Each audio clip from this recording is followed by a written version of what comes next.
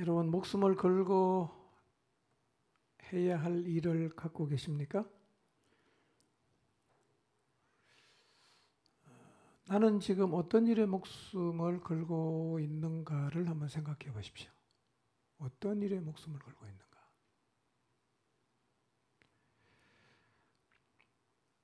아마 우리가 목숨을 걸고 있는 일이라면 그 일은 틀림없이 소중하게 여기는 일일 것입니다. 사람들이 목숨을 거는 일들은 대충 이런 일들이에요. 행복한 가정을 꾸리는 일, 그래서 남부럽지 않은 가정을 만드는 일, 여기 목숨을 많이 겁니다. 어떤 사람은 자녀를 좋은 대학에 보내서 자녀를 출세시키는 일에 목숨을 겁니다. 어떤 사람은 자기 분야에서 성공해서 사람들에게 인정받는 일에 목숨을 겁니다. 또 어떤 사람은 시간을 내서 여행하고 취미생활하고 여유를 즐기면서 멋진 인생을 살도록 돈을 많이 버는 일에 인생 겁니다. 그리고 돈 벌어서 이렇게 사는 사람들이 요즘은 더 많아지고 있습니다.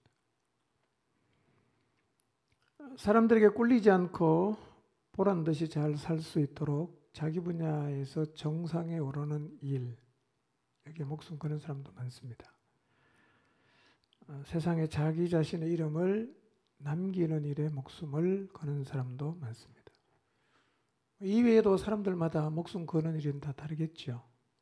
대개는 이런 일에 사람들이 자기 목숨을 겁니다. 오늘 나는 어떤 일에 목숨을 걸고 있을까? 혹시 위에서 말씀드린 것 중에 포함되는 게 있나요?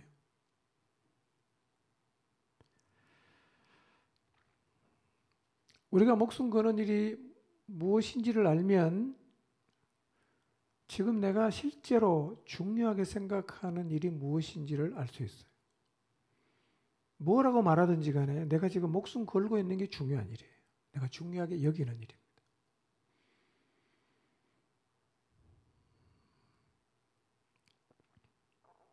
그렇다면 짧은 인생을 살면서 우리의 목숨을 걸어야 할 일은 어떤 일일까요?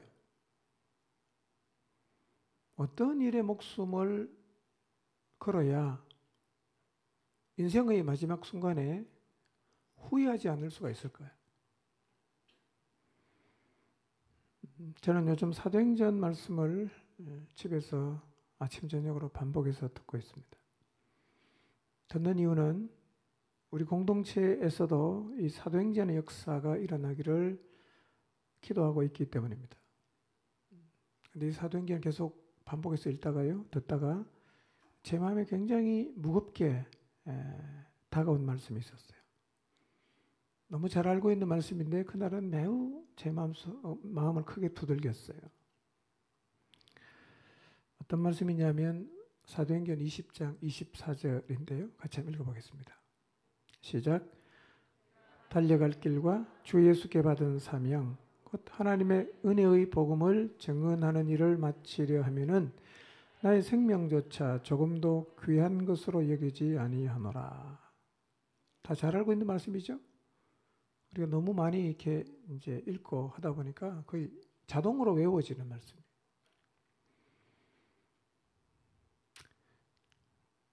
바울의 고백이죠. 내가 달려갈 길, 내가 평생 달려갈 길, 그리고 주 예수님에게 받은 사명이 뭐냐? 은혜의 복음을 증언하는 거예요.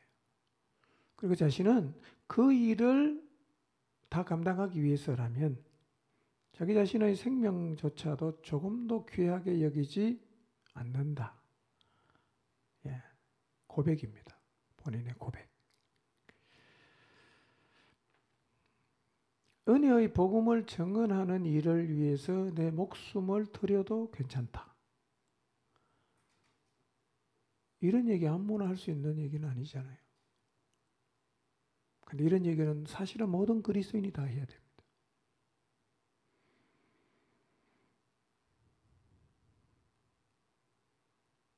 이 바울의 얘기, 자세히 들어보니까요.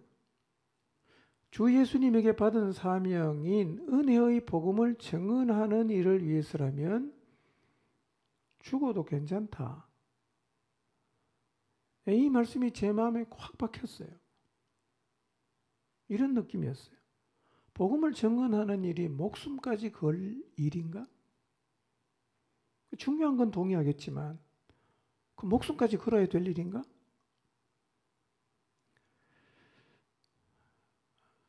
잘 알고 있는 말씀이었는데요. 굉장히 제게는 충격으로 다가왔어요. 여러분 한번 생각해 보십시오. 잠깐. 복음을 증언하는 일이 진짜 목숨 걸 일입니까? 스스로에게 한번 질문해 보세요. 이게 목숨 걸 일인가? 이 일이 우리 인생에 그만큼 중요한 일이 될 수가 있는가? 자문자답을 해보십시오. 이게 정말 목숨 걸어도 되는 일이고 나는 목숨을 걸 수 있겠는가?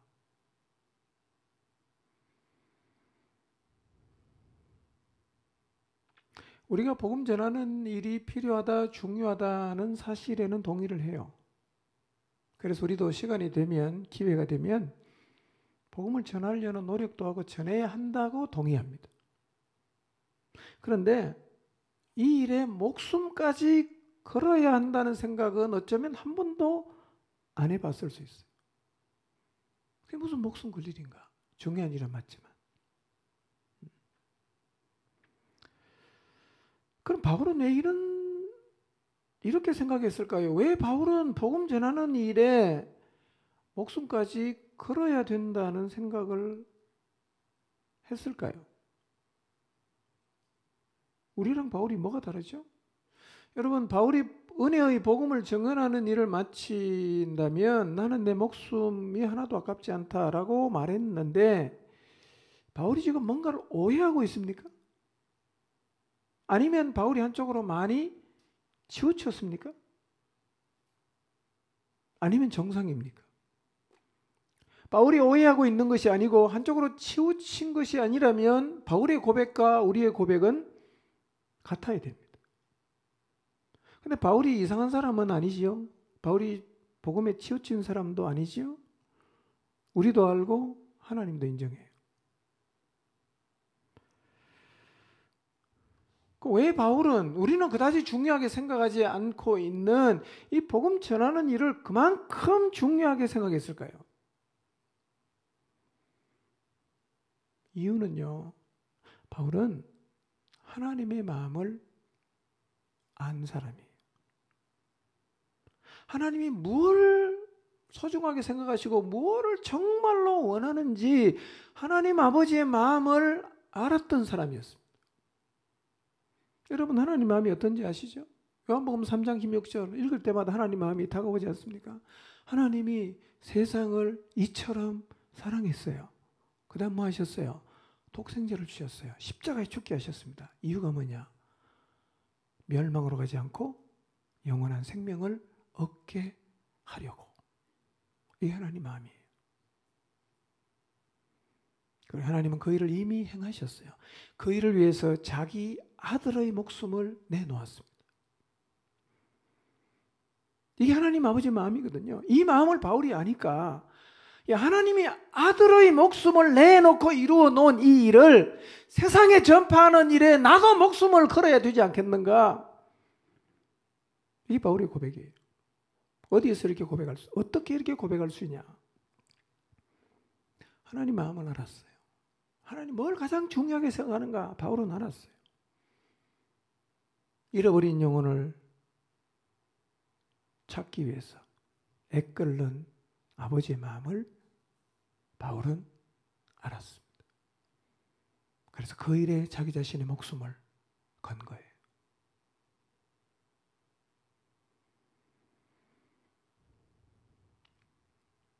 여러분, 예수님이 마지막으로 남기신 유언과 같은 말씀을 여러분 잘 알고 계십니다. 마태복음 28장 19절 20절 가서 모든 민족을 제자로 삼아라. 이스라엘 사람에게만 복음을 전하는 게 아니라 이스라엘 사람만 제자를 삼는 게 아니라 모든 민족을 제자로 삼으라.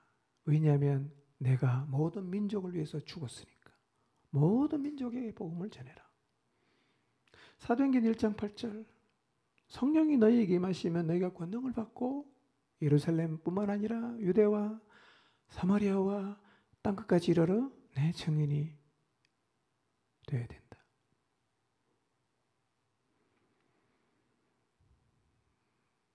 이게 하나님 아버지의 마음이에요. 모든 민족이 구원받기를 원하는 것이 하나님 아버지의 마음인데 여러분 이 하나님 아버지의 마음은 지금도 하나도 변하지 않았어요.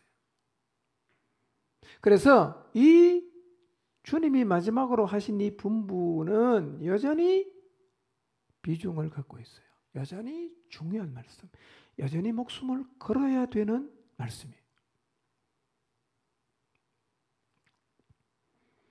그런데 오늘날 신자들에게 이 주님의 명령에 대한 비중이 자꾸만 적어져 가고 있어요. 목숨까지 걸어야 될 만큼 비중이 있는 이 주님의 명령이 점점 비중이 없어졌어요. 하나도 중요하지 않는 명령이 되고 말았습니다. 여러분 이런 우리의 모습을 성령님이 탄식하십니다. 하나님이 탄식하세요.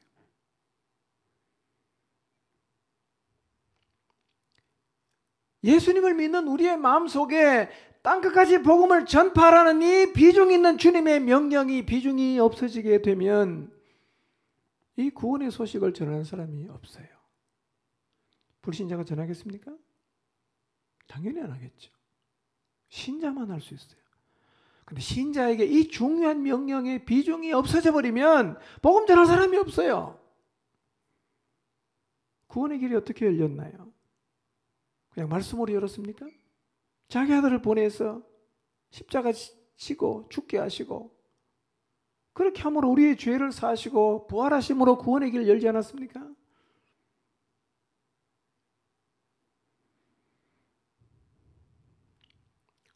사도 바울은 다메섹 도상에서 부활하신 주님을 만났어요. 주님이 바울에게 사명을 줬는데요. 사도행전 9장 15절 말씀에 보면 사울이 다메섹 길에서 예수님 만났는데 눈이 멀었어요. 그래서 치가라는 거리 유다의 집에서 사울이 이렇게 기도하고 있어요. 하나님이 그 성에 있는 아나니아라는 신실한 제자에게 나타나서 사울에게 가서 안수해서 보게 하라고 했습니다.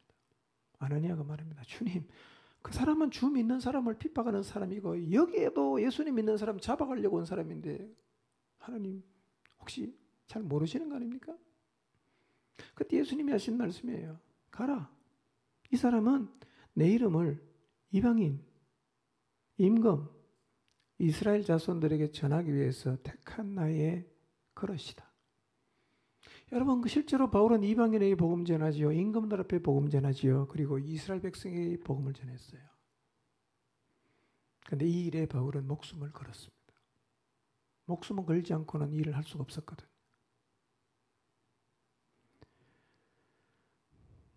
여러분 혹시 말이에요. 바울은 그런 사명을 받았으니까 그 일에 목숨 거는 게 맞지만 나는 그런 사명 받은 적이 없다. 그러니까 나는 그 일에 목숨 걸지 않아도 된다 라고 생각하시는 분이 계실지 모르겠는데요.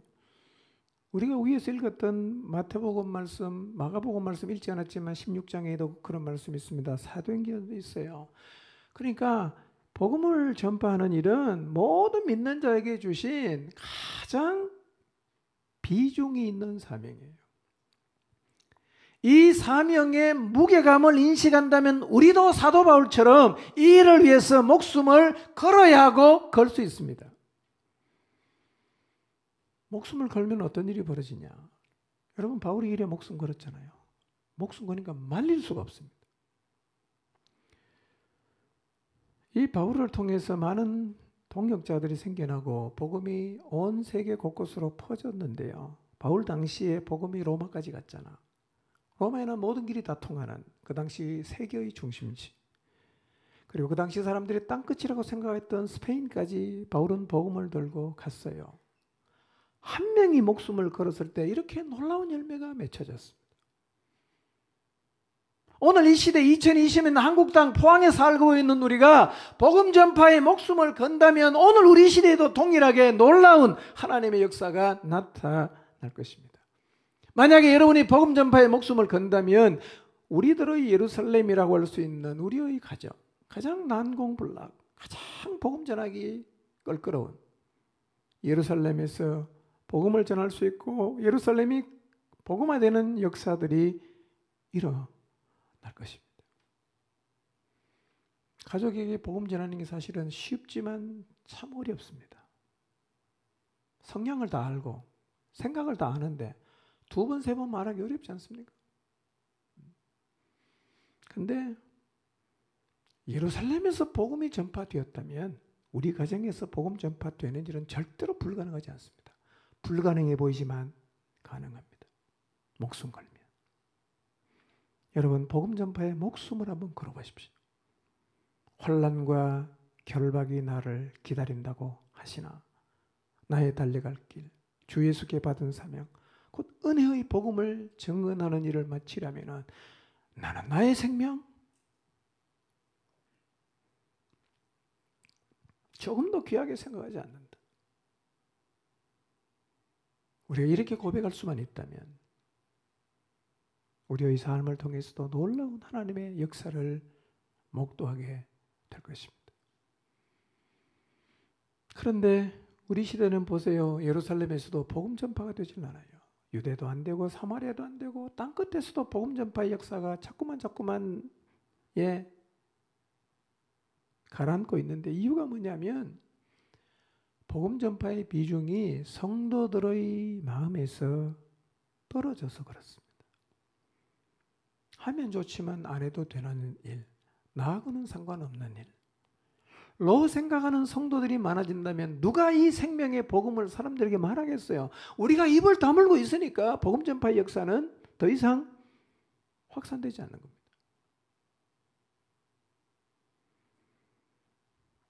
여러분 혹시 이런 생각을 하고 있지 않습니까? 할 수 있다면 하겠지만 그렇지 않으면 어쩔 수 없는 일이 아니겠는가?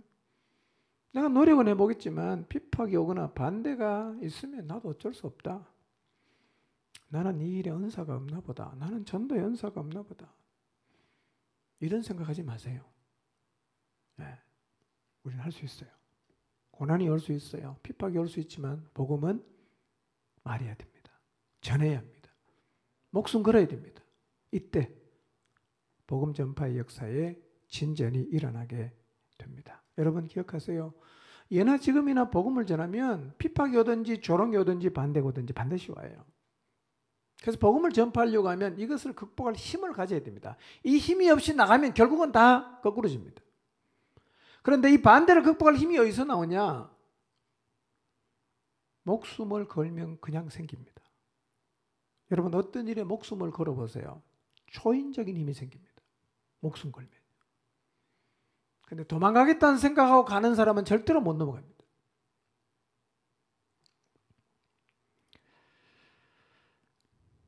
바울의 고백을 다시 한번 읽어볼까요? 천천히 한번 읽어보겠습니다. 시작.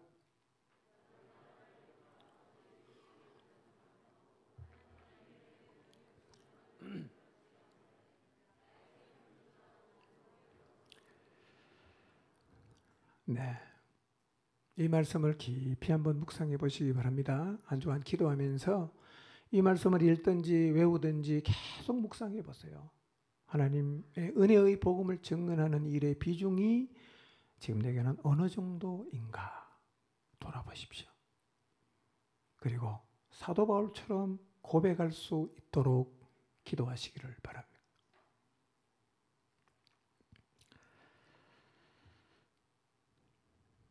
성경에는 바울처럼 복음을 증언하는 일에 목숨을 걸었던 사람이 많아요. 많습니다. 그러니까 여러분 복음 전파하는 일에 목숨 거는 일은 절대로 지나친 일이 아닙니다. 그게 누군가로부터 손가락질을 받을 수 있는 광신자가 아닙니다. 오히려 모든 신자는 생명을 살리는 복음 전파에 목숨을 걸어야 합니다. 그 정도의 일 이렇게 표현할 수 있는 게 아니에요. 이거 매우 중요한 일입니다. 하나님의 소원이에요. 하나님이 가장 원하시는 거예요. 이 사실을 잊지 마시기를 바랍니다. 여러분 부모에게 효도하면 부모가 가장 원하는 거 해드리고 싶잖아요. 하나님 제일 원하는 게 이겁니다. 하나님이 뭘 원하는지 잘 생각해보면 요한복음 3장 16절 외워보세요. 하나님이 세상을 사랑해서 뭘 하셨냐? 부자 되게 하셨냐? 아니잖아요. 살기 좋은 환경을 만들었냐? 그거 아니에요. 하나님이 세상을 사랑해서 하신 일이 뭐냐? 멸망으로 가는 우리를 구원하는 걸 가장 원하셨어요. 그래서 독생자를 보내주셨죠. 이 시간 복음 전파가 목숨 걸 일이라는 사실을 우리 모두의 마음속에 다시 한번 새기게 되시기를 바랍니다. 자, 복음 전파에 목숨을 걸려고 하면 이런 질문이 생길 수 있어요. 우리가 복음을 전하는 일에 목숨을 다 걸어버리면 우리 인생은 어떻게 되는가?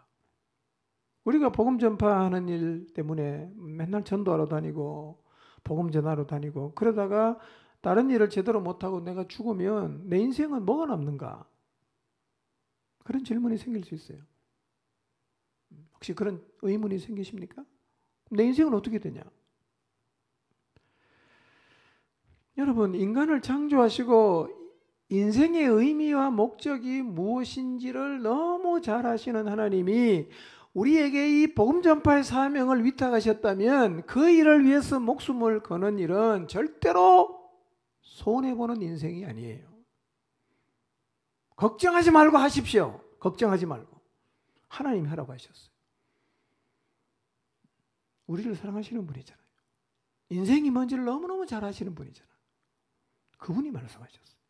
이 일을 하라고. 여러분 이렇게 해서 하는 거 절대로 손해보는 인생이 아닙니다. 바울도 그렇게 살다가 죽었죠. 베드로도 그렇게 살다가 죽었죠. 사도 요한을 제외한 10명의 사도가 다 복음 전파하다가 목숨을 잃었어요. 스데반도 그렇게 목숨을 잃었어요. 여러분 이 사람들 인생에 뭐가 남았을까요? 실제로 순교당했던 이 사람들 인생에 뭐가 남았을까요?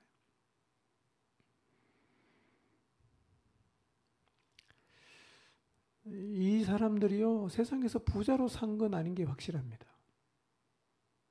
오늘 아침에 성경 듣는데 이 말이 제 마음에 확 와닿았어요.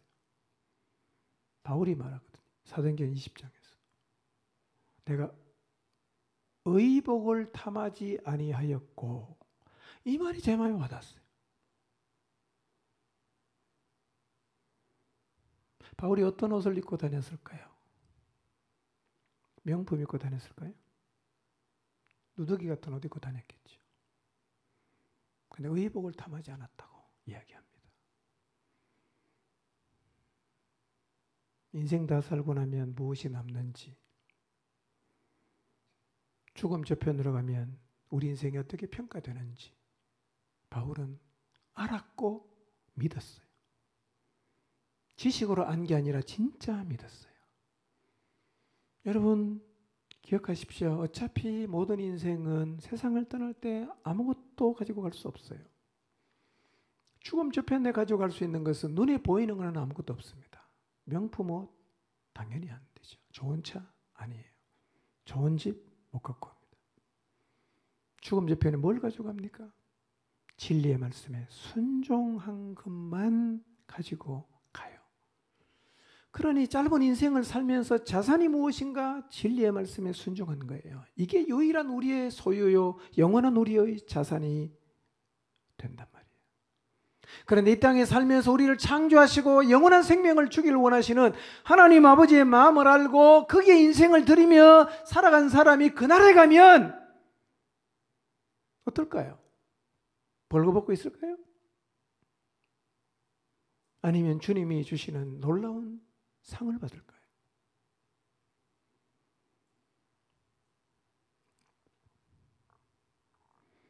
여러분 하나님 마음을 깨닫고 구원의 복음을 전파하는 일에 목숨을 걸고 살아간 인생이 가장 잘 살아간 인생이에요. 그렇게 사는 사람, 때로 우리가 보기에는 아무것도 남기지 않은 것처럼 보일 수가 있어요. 그러나 인생은 이 생이 아니라 다음 생에까지 플러스해서 다 평가할 수 있는 거죠. 영혼의 관점에서 우리 인생을 평가하면 그게 최고의 인생입니다. 아멘입니까? 그렇게 한번 살아보십시오.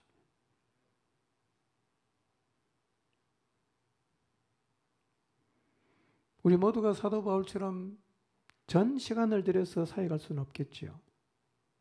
그렇다고 해도 우리는 복음 전파에 목숨을 걸 수 있어요. 여러분 복음 전파에 목숨을 걸으려고 하니까 뭐 가정을 다 팽개치고 직장도 그만 다니고 오직 그냥 죽도신 앞에서 빗개 들고 예수 천국 이걸 외치라는 말은 아니에요. 우리가 돈을 벌기 위해서 많은 시간을 들여도 인생의 목적이 돈 버는 것이 아니라 다른 것에 있을 수 있잖아요. 그러니 직장생활, 가정생활에 시간이 많이 들어가지만 우리의 진짜 인생의 목적이 복음 전파가 될 수는 있습니다. 그렇게 되면 직장 가서도 복음 전할 수 있고요. 가정에서도 복음 전할 수 있고 어느 곳에 가든지 복음을 전파할 수 있는데 하나님은 우리가 이렇게 살기를 원하십니다. 여러분 복음 전파하는 게 이렇게 중요하잖아요. 근데 왜 오늘날 많은 그리스도인들이 복음을 전하지 않을까요? 이유가 여러 가지가 있을 텐데요. 제가 생각할 때는 믿지 않는 영혼이 멸망으로 간다는 것이 이 현실로 다가오지 않아서 그럴 것 같아요. 뭐 성경에는 그렇게 했지만 나 잘 모르겠어. 죽으면 끝이지 뭐. 여러분 믿지 않는 영혼이 멸망으로 가는 것은 죽음의 강을 건너면 바로 맞닥뜨릴 현실이에요. 그러니 성경에서 말씀하고 있는 죽음 저편에서 일어나는 일들이 우리의 마음속에서 당면한 현실로 와닿아야 됩니다. 이 마음이 없으면 복음 전파에 힘이 없을 뿐만 아니라 자꾸만 뒤로 미루게 돼요. 여러분 그래서 그 마음이 없으면 하나님 아버지의 마음을 갖게 해달라고 기도하시고요. 성령님께서 아버지의 마음을 우리에게 부어주셔서 그 영혼을 생각할 때마다 가슴이 저미고 안타깝고 불쌍히 여겨지는 마음을 가질 수 있기를 기도해야 됩니다. 이 마음이 안 생기면 복음 전파 안 돼요. 안 돼요.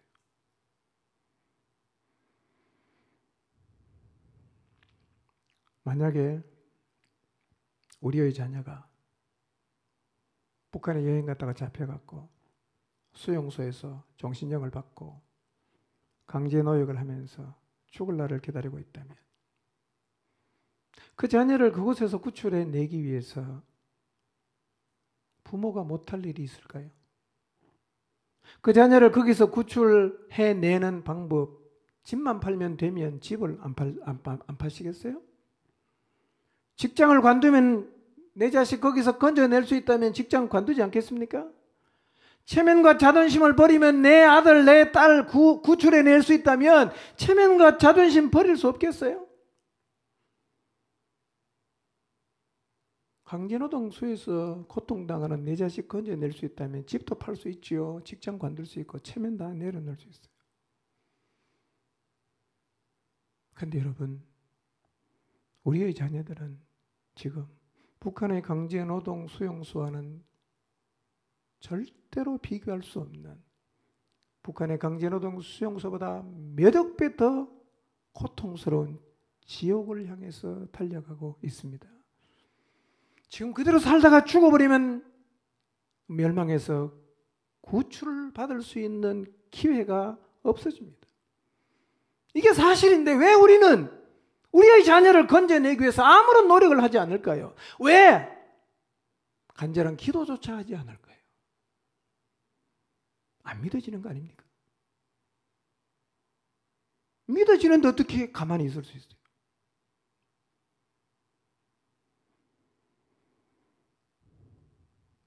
그 아이를 위해서 목숨 건 기도조차 되지 않는다면 여러분이 믿는다고 말하는 진리의 말씀을 다시 생각해 보세요. 내가 진짜 믿고 있는가 다시 자문해 보시기를 바랍니다. 여러분, 복음을 전파하려면 무엇보다도 복음에 대한 흔들리지 않는 확신이 필요합니다. 저는 매일 묵상합니다. 죽음의 강을 건너면 어떻게 되지요? 하나님이 심판하잖아요. 심판해요. 믿지 않고 간 사람 책들에 기록된 대로 심판을 받고 영원한 불못으로 떨어져요. 동화 얘기가 아니에요. 실제로 이렇게 돼요. 그런데 우리는 예수님 믿었잖아요. 심판 안 받잖아. 불못에 안 떨어지잖아. 그러니 우리가 죽음 저편에 가보면 우리가 이 땅에서 예수님을 믿은 것이 얼마나 큰 축복인가. 이것은요, 어떤 것과도 비교할 수 없는 최고의 은혜요, 복이에요. 여러분의 자녀 그냥 멸망으로 보내시겠습니까? 해문이 안 된다고요? 포기하시겠어요? 심판받고 다시는 나올 수 없는 영원한 불못에 던져지는 게 명확한 사실이라면 뭔가를 하셔야 돼요. 하나님 내 목숨을 가져가시든지 우리 아이를 건져주시든지 해주십시오. 그런 심정으로 하나님께 나가서 기도해야 되지 않겠어요?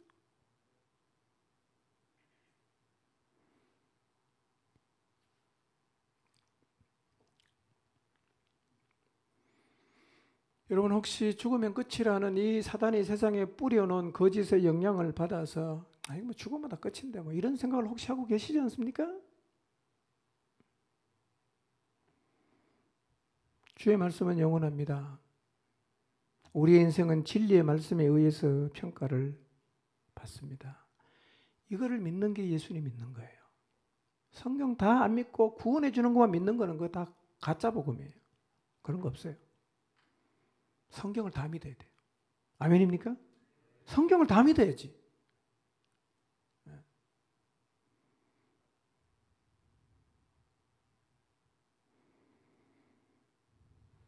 그래도 이를 위해서 기도하는 사람이 많아지고 있어서 하나님께 감사하고 있습니다. 그보다 더 감사한 일은 깊이 있는 기도를 하는 사람들이 생겨나고 있습니다. 하루 6시간 작정하고 휴가를 내서 또 쉬는 날, 요즘 연휴가 많았잖아요. 연휴 때 와서 기도와 말씀에 전무하는 지체들이 있습니다. 많은 시간 기도해 보세요. 해보세요. 안 해보면 몰라요. 여러분, 양에서 질이 나옵니다. 기도를 많이 해야 질이 높은 기도가 되게 돼 있어요. 그리고 기도 많이 해보세요. 깊어집니다. 기도가 깊어져요. 깊어지면 하나님 마음을 알게 돼요. 성령의 능력을 입게 됩니다. 지금 현재 우리에게 가장 필요한 것은 바로 이거예요.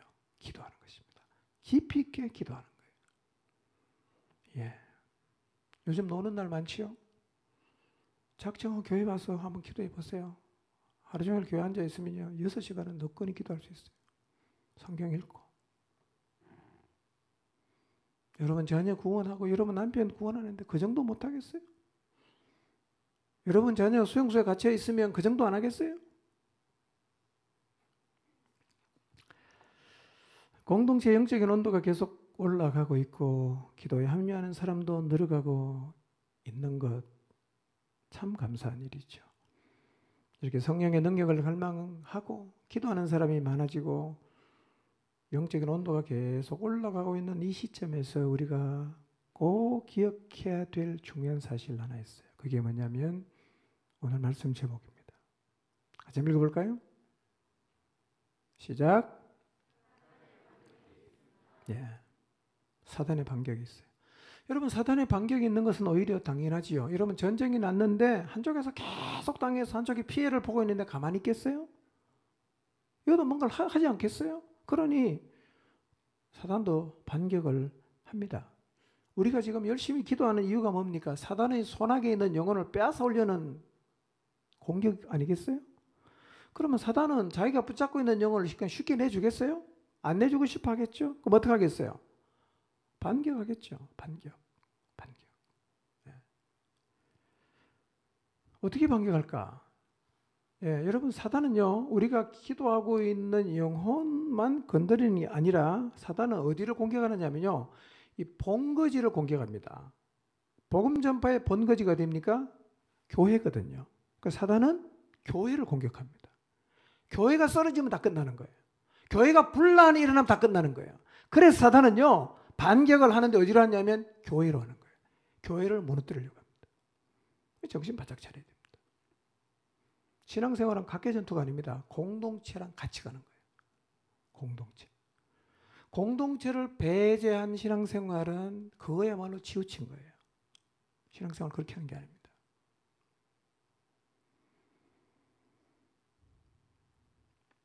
그래서 우리가 이 부분을 조심해야 되고요. 철저하게 인식하고 있어야 됩니다. 사도행전 2장을 보시면 3,000명 회개하지요. 그리고 예루살렘 교회가 시작되는데요. 여러분 하나님이 창세전에 계획하신 세상을 구원할 교회가 드디어 시작이 됐어요.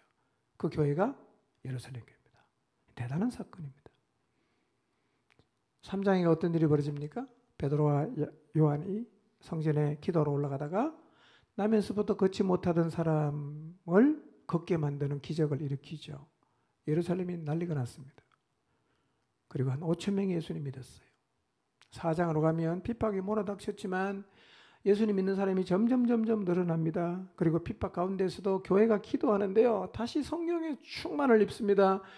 그리고 위협에도 불구하고 담대하게 복음을 전해요. 그리고 4장 맨 끝에 가보면요. 어떤 일이 벌어지냐면 예루살렘 교회 성도들이 재물을 공유하는 자리까지 나갔어요. 재물 공유. 쉬운 일 아닙니다. 이것은 사실은 최고의 자리라고 보면 돼요. 재물을 공유하는 자리. 예.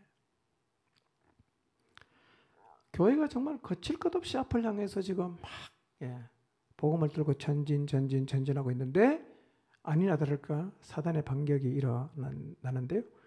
사도행전 5장 1절에서 6절을 보시면 예루살렘 교회 안에 재물을 공유하는 일들이 일어났는데 그 틈새를 치고 들어온 거예요. 사단이. 가장 가치 있는데 가장 가짜가 많죠. 가치 있는 일에 가짜가 많아요. 돌은 모조품이 없어요. 근데 보석은 모조품이 있어요.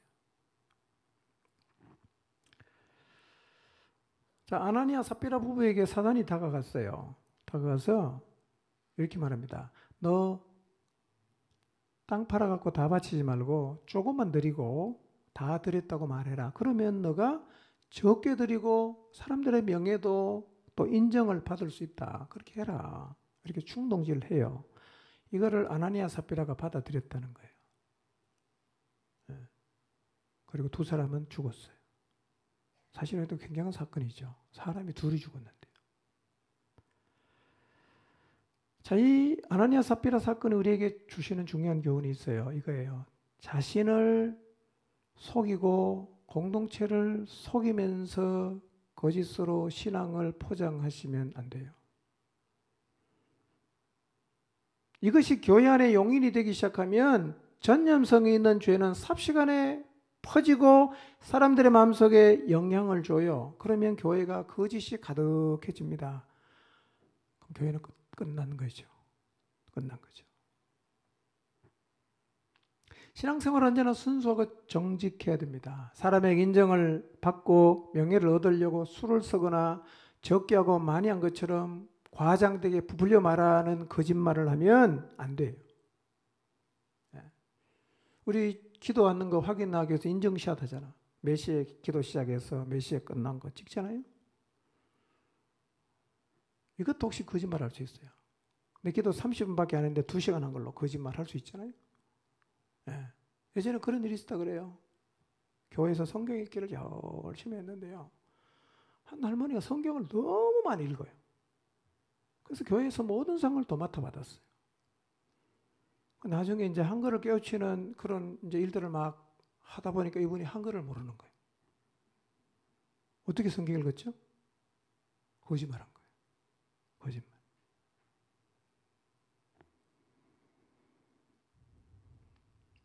여러분 정직하게 해야 됩니다. 무슨 일이든지. 없는 데 있는 것처럼, 안 하고도 한 것처럼, 마음이 없으면서도 있는 것처럼, 조금 해놓고 전부 다 한 것처럼 자기를 속이고 교회를 속이고 하나님을 속이고 거짓으로 자기를 포장하면 안 돼요. 여러분 이게 퍼지면요 우리가 서로를 못 믿어요. 그러면 교회는 주저앉지요. 여러분 자신과 하나님을 속이지 마십시오. 자신에게 정직하세요. 아니면 아니라고, 없으면 없다고, 안 했으면 안 했다고 말해야 됩니다.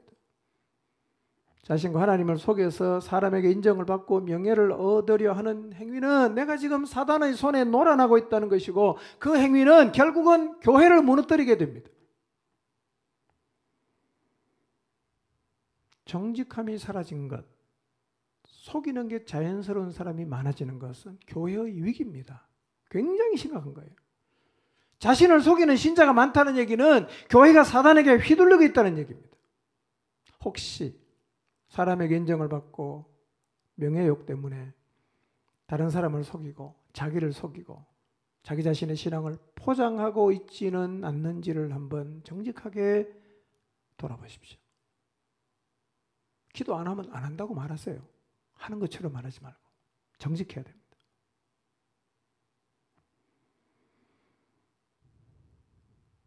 자, 6장 1절로 가보면 오늘 본문이죠. 사단의 또 다른 반격 기록되어 있어요. 이것도 사실은 뒤통수를 치는 거예요. 복음 들고 막 그냥 예루살렘에서 막 이렇게 퍼져가는데요. 복음 전파는 거기를 건드리는 게 아니라 뒤로 돌아와서 교회 안에 있는 이 구제 문제 때문에 사람들의 마음속에 원망과 불평을 집어넣어서 교회를 치려고 하는 거예요. 완전 뒤통수입니다. 그러니까 우리가 오이사 복음 집회를 위해서 영혼들을 위해서 막 기도하잖아요. 근데 문제는 거기서 터지는 게 아니라 엉뚱한 데서 터집니다. 희한한 문제가 터져요. 많이 터질 수 있는 것 중에 하나가 이 원망과 불평의 문제라는 거예요.